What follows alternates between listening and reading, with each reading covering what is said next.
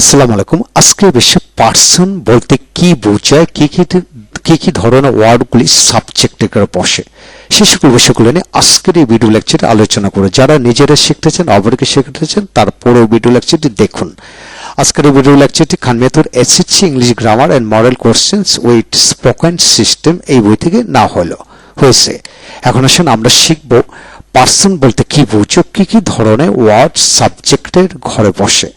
বাক্যের মধ্যে অবস্থিত সাবজেক্টকেই পার্সন বোঝায়, অর্থাৎ সাবজেক্ট ভার্ব প্লাস সাবজেক্ট, অর্থাৎ এই অংশটাকে পার্সন বোঝায়। অর্থাৎ একটি বাক্যের সাবজেক্টের মধ্যে যে সকল ওয়ার্ড বসে বা থাকে তাকে বা তাদেরকে পার্সন বোঝায়। এখানে প্রশ্ন আসে, তাহলে কোন কোন ওয়ার্ড সাবজেক্টের ঘরে বসে? পরিসংখ্যানে দেখা যায় ইংরেজি ও বাংলা ভাষায় প্রায় সকল ওয়ার্ডই সাবজেক্ট এর ঘরে বসে, তবে কোনোটা বেশি আবার কোনোটা কম। তো লক্ষ্য করুন, তা আমি আপনাদেরকে এটাই বলবো, একটি ইংলিশ ল্যাঙ্গুয়েজে যত শব্দ আছে সকল শব্দে কিন্তু সাবজেক্ট এর ঘরে বসে বাক্য তৈরি করা যায়। তবে কিভাবে এই বিষয়টা শিখবেন লক্ষ্য করেন। আই এম এ স্টুডেন্ট, আমি একজন ছাত্র। এখানে অর্থাৎ আয়ের জায়গায় উই, ইউ, হি, সি এইগুলা বিভিন্ন ধরনের প্রনাউন বসে পড়তে পারবেন। তারপর Sadia reads in class 2, Sadia class 2 শ্রেণীতে পড়ে। এখন সাদিয়া একটা ব্যক্তির নাম, মেয়ের নাম। এই সাদিয়া স্থলে পৃথিবীর সকল মানুষের নাম বসে পড়তে পারবেন। তারপর the girl reads in class 2, ছেলেটি 2 শ্রেণীতে পড়ে। দ্য গার্ল বলতে the girl, the boy, the teacher, the students, এই জাতীয় হাজার হাজার শব্দ, শত শত হাজার হাজার শব্দ বসে পড়তে পারবেন। তারপর my brother reads in class 2, আমার ভাই 2 শ্রেণীতে পড়ে। এখন মাই ব্রাদার বলতে মায়ের সাথে ব্রাদার, সিস্টার, মাদার, ফ্রেন্ডস, এই যে শব্দগুলো হলো এই সকল শব্দ বসে পড়তে পারে, এগুলো সবই পার্সন। তারপর the pen is very nice to read, কলমটি দেখতে খুব সুন্দর। এখানে বস্তু যত শব্দ রয়েছে সকল শব্দই সাবজেক্টের ঘরে বসে, তার মানে সেটা পার্সন। তারপর Dhaka is the capital city of Bangladesh, Dhaka বাংলাদেশের রাজধানী। ঢাকা, টঙ্গী, গাজীপুর বাংলাদেশ, ইন্ডিয়া, আমেরিকা, পৃথিবীর যত ছোট বড় জায়গার নাম আছে সকল জায়গার নাম সাবজেক্ট এর ঘরে বসে পড়া যায়।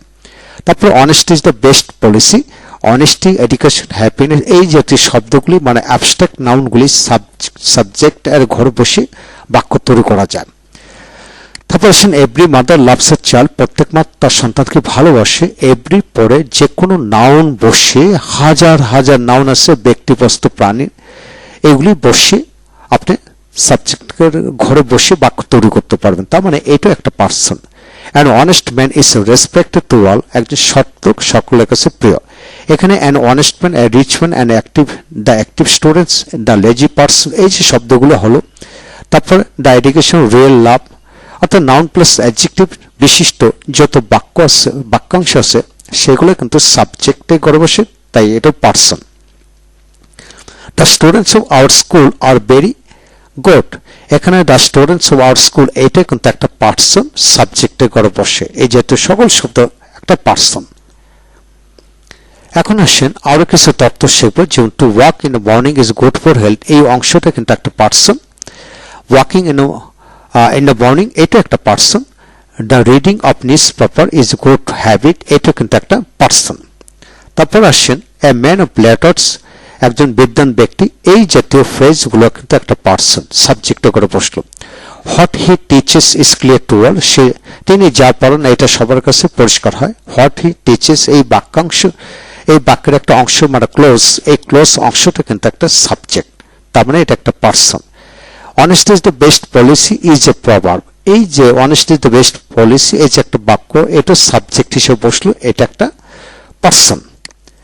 তারপর আসেন do is an auxiliary verb, do একটা person. Did is the first past form of do, সেটা একটা পার্সন।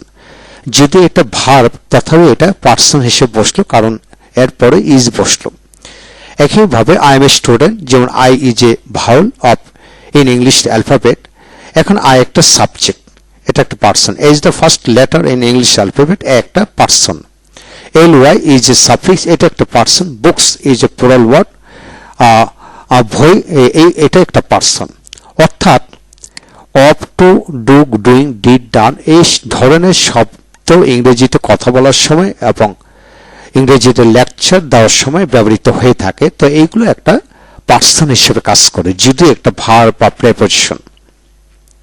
নোট হচ্ছে এখন দেখা যাচ্ছে ইংরেজির সকল ওয়ার্ড এই সাবজেক্টে করে বসে, কোনোটা বেশি আবার কোনোটা কম।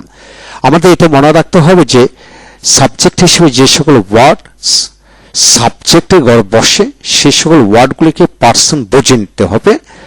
আর এটা একটি ওয়ার্ড নিয়ে গঠিত হতে পারে, আবার একাধিক ওয়ার্ড নিয়ে গঠিত হতে পারে। তাহলে আবারও বলবো, সাবজেক্টে করে পৃথিবীর যত শব্দ বসুক না কেন, যখন বসবে তখনই এটা পার্সন হিসেবে বুঝে নেবেন। পার্সন 3 প্রকার, ফার্স্ট, সেকেন্ড, থার্ড। আই উইকে ফার্স্ট পার্সন বোঝে, ইউকে সেকেন্ড, বাকি সবকিছু থার্ড পার্সন বুঝে নেবেন। এখন আয়ের সাথে মি মাই আছে, সেটা কিন্তু ফার্স্ট পার্সন হবে না, শুধু আই এবং উই এই দুইটি শব্দ first person, you second person. এই 3টি শব্দ ব্যতীত পৃথিবীর সকল শব্দ থার্ড পার্সন। মি মাই সেটা থার্ড পার্সন, সেগুলো খেয়াল করে পড়তে হবে। এই হলো আজকের বিষয়। যা কিছু শিখবেন সমস্ত জীবনের জন্য শিখুন, ভালো করে শিখুন, তাহলে লাইফ চেঞ্জ হয়ে যায়। বুঝে বুঝে শিখতে হবে, অবোঝার মতো শিখলে হবে না, বুঝে বুঝে শিখুন, তাহলে কেবল রিডিং পড়ে আপনি যে কোনো বিষয় রপ্ত করতে পারেন। এই হলো আজকের বিষয়। যারা বইটি নিতে চান তারা বইটি নিতে পারেন। আমি শতভাগ চ্যালেঞ্জ করে বলবো, আপনি যদি ননস্টপ স্পিকার হতে চান, এই বইয়ের যত তথ্য দেওয়া হলো সেটা যদি স্পোকেন ডিজাইনের আলোকে, অর্থাৎ স্পোকেন সিস্টেম আলোকে নিজে পড়েন, অপরকে শিখেন, তাহলে আপনি ননস্টপ স্পিকার হয়ে উঠবেন ইনশাআল্লাহ।